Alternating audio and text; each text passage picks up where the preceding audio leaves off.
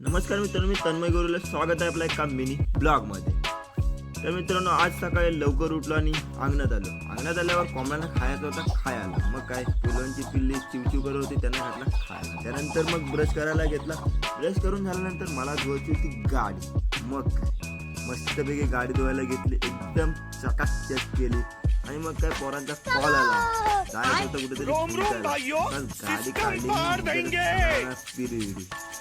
जायचं होता केशरनाथ इथे. केशरनाथ मंडणगड तालुक्यातील शेडवई गावामध्ये. मंडणगड तालुक्यातून आम्ही दापोली फाट्यावर आलो. तिथून मग मस्त केलवई घाटातून मस्ती करत पोहोचलो शेडवईमध्ये. तिथून 200 मीटरमध्ये केशरनाथ मंदिर.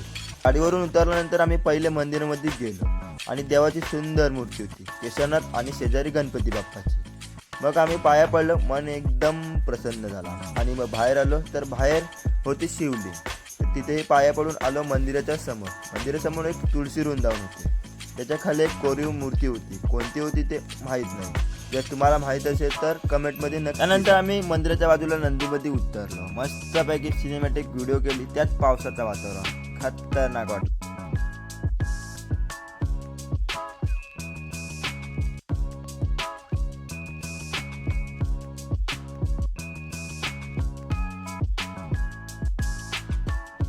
आणि पाऊस पडायच्या आत आम्ही निघालो मंडणगडमध्ये. शेवटी खणकी पडला आणि पडला. मग काय, या वातावरणात चायचं बनती आहे.